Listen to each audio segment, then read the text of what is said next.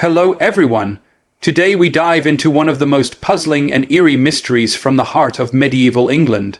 A story that has baffled historians, scientists, and storytellers for nearly 900 years. It's the story of two strange children who appeared out of nowhere with green skin, a strange language, and tales of a world without sunlight. This is the haunting mystery of the Green Children of Woolpit.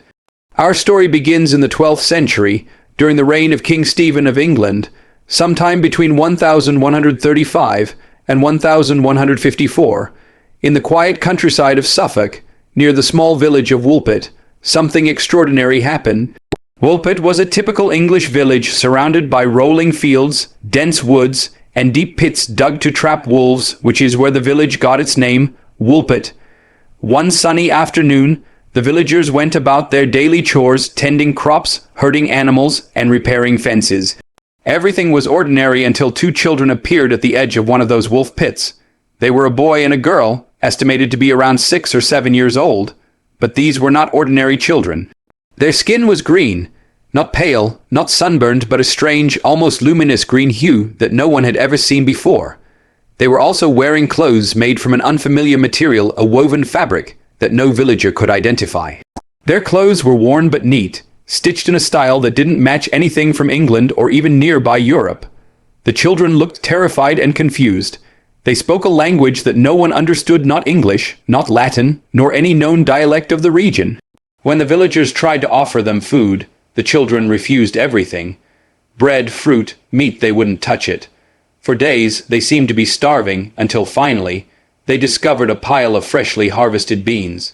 The children eagerly ate them raw, shells and all, as if they were eating something familiar from home. Only after some time did they begin to eat other foods, slowly adjusting to the villagers' diet.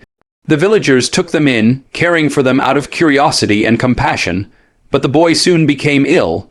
Despite the villagers' best efforts, he grew weaker and eventually died. The girl, however, survived. As months passed, her green color began to fade, and she grew healthy and strong. Over time, she learned English, and that's when she told a story that would leave everyone speechless.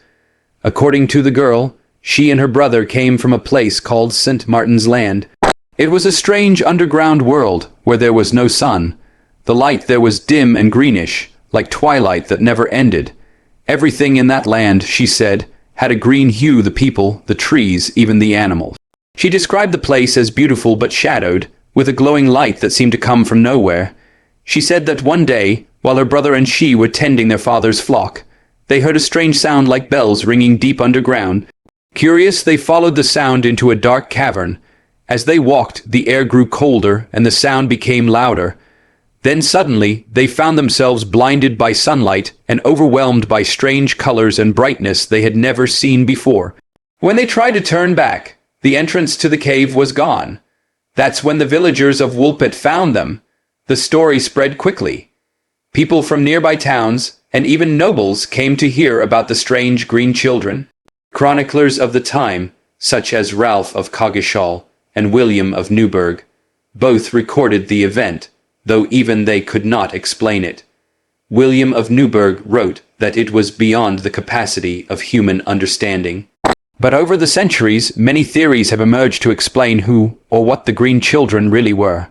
One of the earliest theories is that they were simply lost children from a nearby Flemish settlement.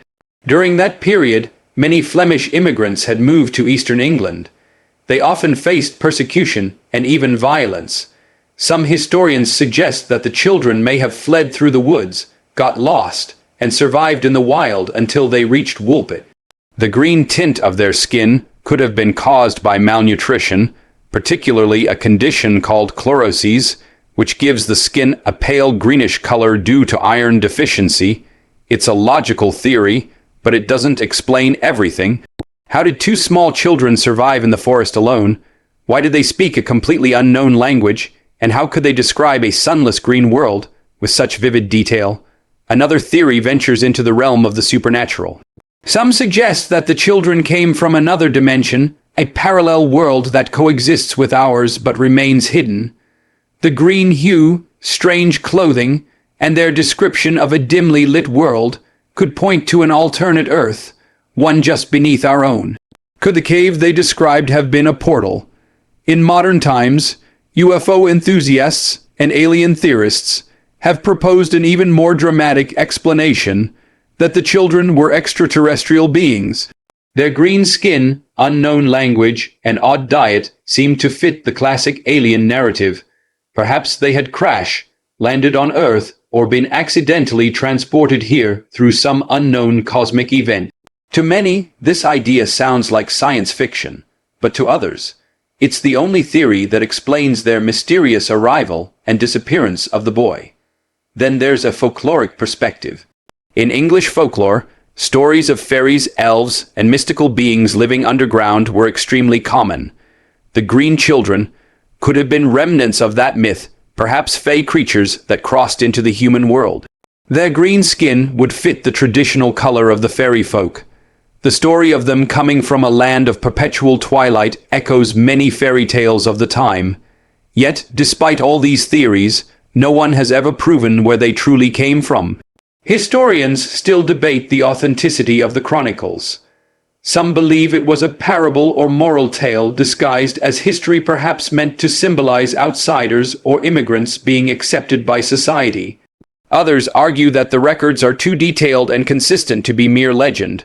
The girl, who survived and grew up in Woolpit, eventually learned to live among humans. Records say she was baptized, worked as a servant, and later married a man from King's Lynn, a nearby town.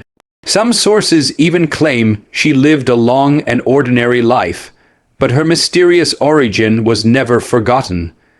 The villagers often said that even though her green color faded, her eyes always had a strange, otherworldly glow, as if she carried the memory of her strange homeland within them. So, what do we make of this mystery today? Was it a story of lost children, a misunderstood illness, a supernatural event, or an early encounter with beings not of this earth? Each theory offers part of the puzzle, but none complete it. The truth, it seems, is buried deep beneath the soil of Woolpit, or perhaps hidden in another realm altogether. Maybe the green children were never meant to be understood. Maybe their arrival was a glimpse into the thin veil that separates our world from others' worlds, where the sun never shines, and everything glows with an eerie green light. As we look back on their story, we're reminded that even in a world full of science and technology, mysteries from the past continue to challenge what we believe. Somewhere in Woolpit, under the soft English earth, the memory of two green-skinned children lingers, whispering of a place beyond our imagination. And maybe, just maybe, they weren't the only ones who ever crossed over.